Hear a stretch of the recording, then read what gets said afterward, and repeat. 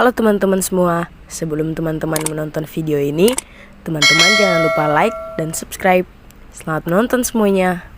Halo teman-teman semua, perkenalkan nama saya Yaslin Jovan Kasoplanit dengan NPM 121140121021011.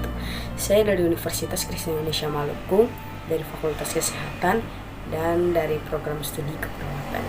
Jadi di sini saya akan menjelaskan tentang anatomi fisiologi dari sistem pernafasan. Langsung aja kita ke penjelasannya. Baik teman-teman, sekarang kita masuk pada pengertian dari sistem pernapasan. Sistem pernapasan pada manusia adalah sekumpulan organ yang terlibat dalam proses pertukaran oksigen dan karbon dioksida dalam darah. Jadi yang perlu teman-teman ketahui bahwa di dalam sistem pernapasan manusia terbagi menjadi dua.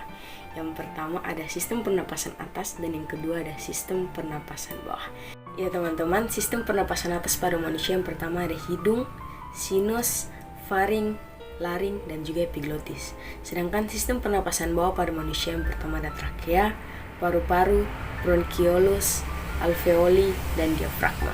Teman-teman, sekarang kita masuk pada yang pertama yaitu hidung. Hidung adalah gerbang utama keluar masuknya udara setiap kali kita bernapas.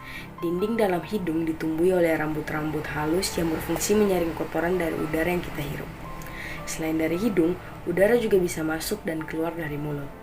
Biasanya bernapas lewat mulut dilakukan ketika Anda membutuhkan udara yang lebih banyak, seperti saat ngos-ngosan karena berolahraga atau saat hidung sedang mempet tersumbat karena pilek dan flu. Setelah dari rongga hidung, udara kemudian akan masuk melalui faring. Faring sendiri adalah persilangan tempat jalur udara dan makanan bertemu. Sekarang kita masuk pada penjelasan faring. Faring atau tenggorokan bagian atas adalah tabung di belakang mulut dan rongga hidung yang menghubungkan keduanya ke saluran pernapasan lain, yaitu trakea. Sebagai bagian dari sistem respirasi manusia, faring berfungsi menyalurkan aliran udara dari hidung dan mulut untuk diteruskan ke trakea atau batang tenggorokan. Setelah melewati faring, udara akan masuk melewati laring. Di belakang lidah dan di depan laring terdapat epiglotis yang juga berfungsi mengatur masuknya udara dan juga makanan masuk ke salurannya masing-masing. Epiglotis adalah lipatan tulang rawan berbentuk daun yang terletak di belakang lidah di atas laring atau kotak suara. Selama bernapas, epiglotis akan terbuka untuk memungkinkan udara masuk ke laring menuju paru-paru. Namun, epiglotis akan menutup selama kita makan untuk mencegah makanan dan minuman secara tidak sengaja terhirup dan menyebabkan tersedak. Berikutnya ada laring atau kotak suara. Laring adalah rumah bagi pita suara Anda. Letaknya tepat di bawah persimpangan saluran faring yang membelah menjadi trakea dan kerongkongan. Laring memiliki dua pita suara yang membuka saat kita bernapas dan menutup untuk memproduksi suara. Saat kita bernapas, udara akan mengalir melewati dua pita suara yang berhimpitan sehingga menghasilkan getaran. Getaran inilah yang menghasilkan suara.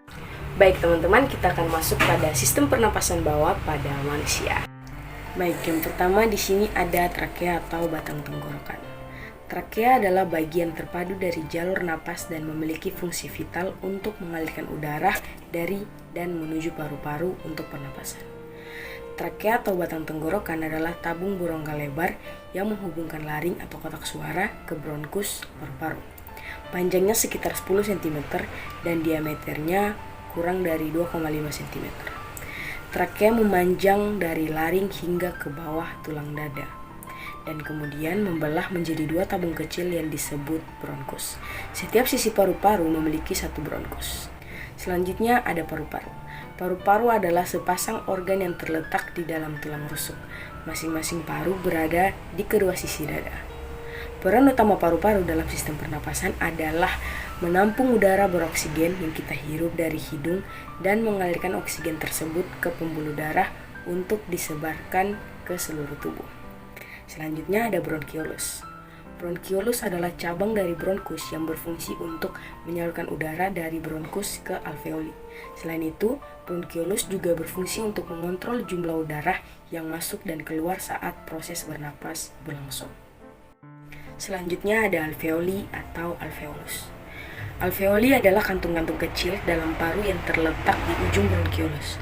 Dalam sistem pernapasan, alveoli berfungsi sebagai tempat pertukaran oksigen dan karbon dioksida. Pada alveoli juga ada kapiler pembuluh darah. Nantinya, darah akan melewati kapiler dan dibawa oleh pembuluh darah vena dan arteri. Alveoli kemudian menyerap oksigen dari udara yang dibawa oleh bronkiolus dan mengalirkannya ke dalam darah.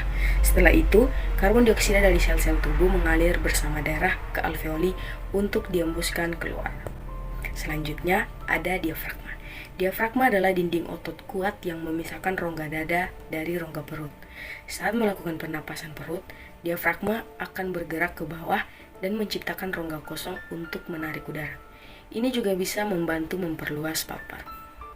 Oke teman-teman semua, jadi itu adalah penjelasan tentang anatomi fisiologi sistem pernapasan pada manusia. Semoga dengan menonton video ini dapat menambah wawasan teman-teman mengenai sistem pernapasan pada manusia. Jangan lupa like dan subscribe teman-teman. Thanks for watching.